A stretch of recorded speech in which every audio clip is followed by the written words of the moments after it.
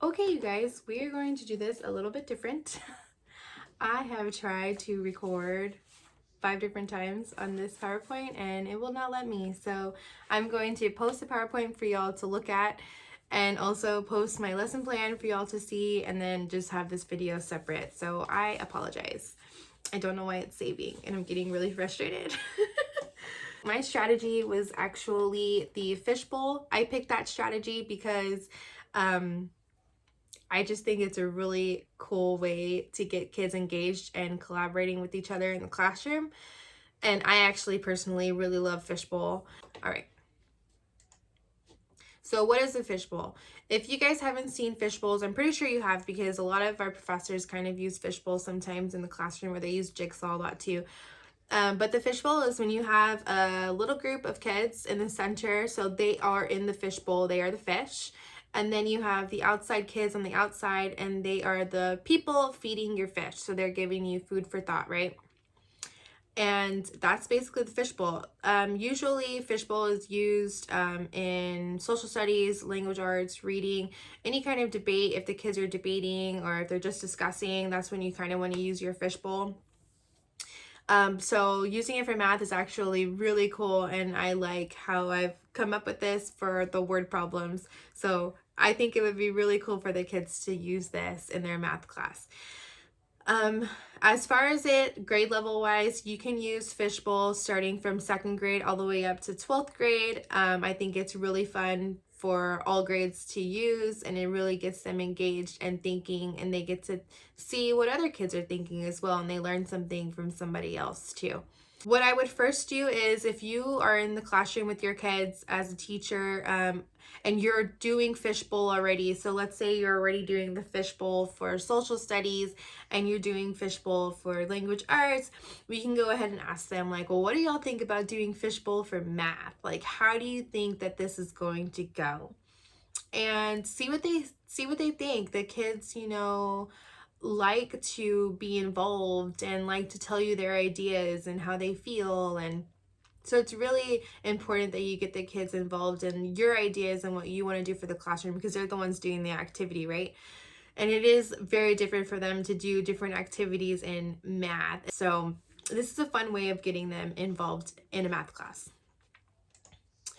The TEK that I chose, so I did 5th grade math, of course, and then the TEK was 5B10EF. And my objective is the students will analyze, solve, explain in a group 8 money word problems by using a data sheet with 90% accuracy. So the data sheet is just like a fill out sheet that they're going to have with their answers on it. Little scribbles if they want to solve, like, see how they solved the problem, and that's what they're going to be turning in to you, the teacher. The materials that they're going to be using, so it's a 10 word problems. They're going to get 10 word problems on a sheet. They're going to have their data sheet. They're going to have, each kid is going to have, or you can do each kid in the fishbowl have a whiteboard and a expo marker, but I said each kid because I think every kid likes to have that. Makes them feel cool, right? And then also you can have your manipulative. So based on the TEKs that you're going to use, so like I'm using money, tax, property taxes, let's see, budgeting, finance stuff, like, so anything that has to do with that kind of like terminology, whatever manipulative you want to throw in there for kids to use, then that's what they're going to use to problem solve. Now the kids don't have to use it. They can draw out, they can write out how they're going to solve their problem, but it's there for them if they need to. And then your engagement. So the engagement is going to be you actually telling them like, how many times a day do you ask a friend for help and or advice, and see what they say. It could be anything. It doesn't have to be math, it doesn't have to be anything about school, just anything in general. And it's going to get them thinking, because the fishbowl, what are the outside kids doing? They're helping you, they're feeding you, and they're helping you solve these problems. Or sometimes they're just watching, but you are also helping them by teaching them, and they're observing and watching you. So everybody's helping each other. And then if they can't think of any friends that are helping them, you can go ahead and ask them, okay, well, do you ask your mom and dad for help? Do you ask your brother and sister for help, or grandma, grandpa? So involve, outside school. It doesn't have to be inside the school. And then let them know that today we are going to be getting help from our friends on solving these money word problems. It's important that we work on word problems because this is where we have seen where a lot of kids are missing, uh, their star scores going lower. It's because of these word problems. They're struggling. They're struggling, figuring out the rules, the procedures, the strategy. Like, what do I do first? Like, what am I looking for here? Like, what does this mean? A vocabulary. So it's important that the kids are getting a really good understanding on what's going on with these word problems, and this is going to help. When you tell them money word problems, there might be some kids where they're like, whoa, like, I'm not very good at math and I'm definitely not very good at money. And keep a positive attitude. Let them know, like, hey, this is going to be good. Like, you're going to be able to see how other kids strategize. You don't have to say anything. You can be an observer and let them, get them comfortable, get them excited, and keep them there, keep them engaged. So it's a good thing that you just tell them, don't worry about it. We're going to all go through it together. And then, ask them if they're excited, get them excited about it. It's a new activity. All right. So moving on to procedures, of course, you're going to be practicing the 10 money problems. And then, to start off as a teacher, you want to make sure that you are starting off with the first problem. So the very first problem you're going to be doing in the fishbowl, and you're explaining to them and you're showing them how the fishbowl for math is going to work. So you place yourself in the fishbowl and you make sure that you have the kids engaging with you, letting you know what to do first, how you're going to do it, read the problem, read it again, and show them the procedure, show them what they're going to do, and probe them, ask them questions like, okay, what am I looking for? What is the question asking me? What were the key points in this question? And then do it together, solve the problem together. And then that's also going to give them the kind of like, the gist of how the math fishbowl is going to go. The second problem that you want to do is have the kids work on the problem by themselves. A separate problem, problem number 2, the kids are going to work on the problem by themselves. No help, just them looking at the problem, reading it right in front of them. Afterwards, you are going to analyze the problem and solve it together as a class. And you're going to see where the kids missed or if they made a mistake, if any, anywhere in the problem. And then that's when you're going to go over your strategy rules. So your strategy rules are going to be to read the problem, read it again, highlight key words and numbers. Then you want to cross out unnecessary words from the problem. You want to draw a picture of the situation of that problem. What is it presenting to you? Or you can use the manipulatives that are given for that problem. And then you can also determine the goal of the problem. So what is the goal? What is this problem asking me to do? What am I looking for? So that's really important for the kids to see. And then also establish a strategy or write an equation that represents your picture or the manipulatives that you used. And then you're going to go ahead and check your work. So you want to make sure that you have an anchor chart of these strategy rules of how to solve the word problem, because that's going to be really helpful for the kids. Also, before you jump into them doing the fishbowl, you want to go over any vocabulary that they might be having trouble on, that they might have questions on, just a real quick vocabulary, fresh up.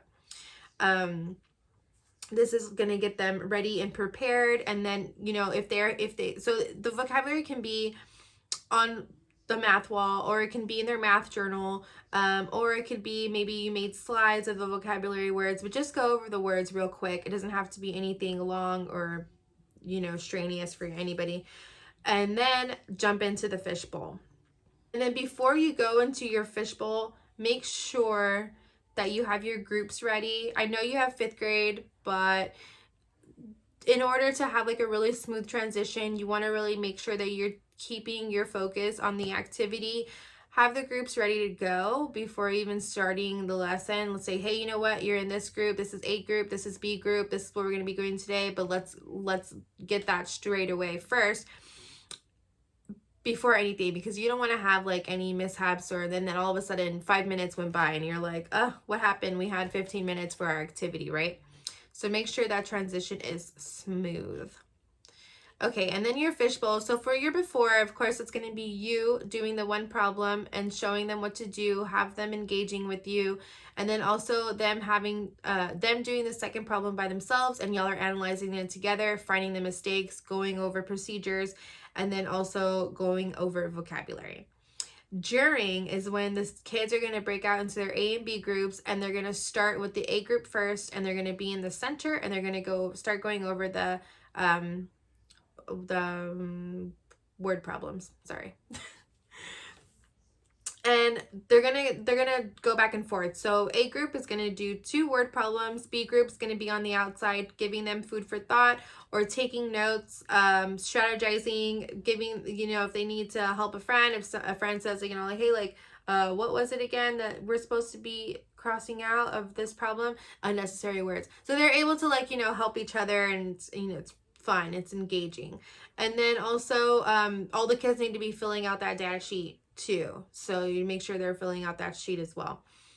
And then they switch. B group goes on the inside, they do 2 problems. A group's on the outside, and they're doing the same thing, feeding their fish with life.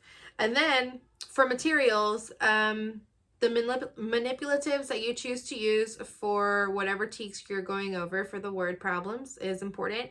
And then the data worksheet that the kids are filling out, and then the 10 money problems, everybody gets a sheet of that too.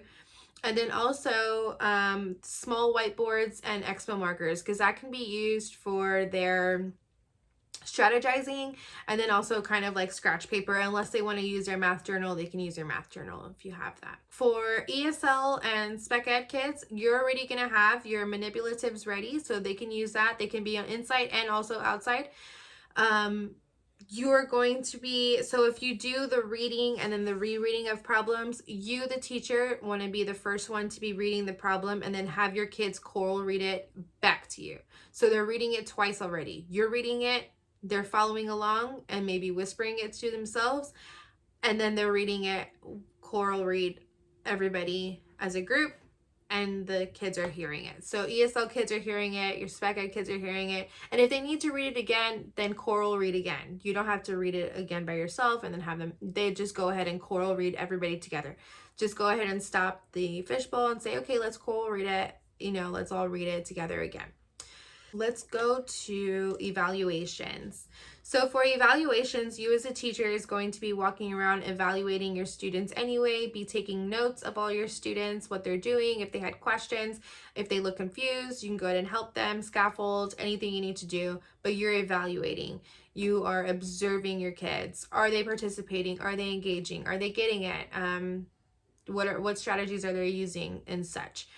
And then if you need to, ask some questions, go around the room and ask if you need to.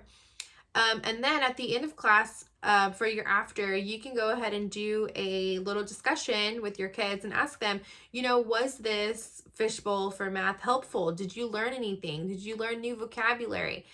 Does the problem solving strategy steps make sense now? Like, do you know what exactly you need to do? Any kind of question like that, where they can get involved and engaged and tell you how they feel about it, and maybe see what they know now than what they did before, is really good to hear. Also, another thing that you can do for evaluation is exit slips, and have the kids write down in a little bit more detail of what they learned during their fishbowl activity. So that can be, vocabulary words like, oh, I learned how to strategize using this, or I saw so-and-so strategizing and using this, and I found that to be really helpful. So them being able to see their peers in class use different strategies and maybe different ways of thinking can be really helpful for them in solving these new word problems.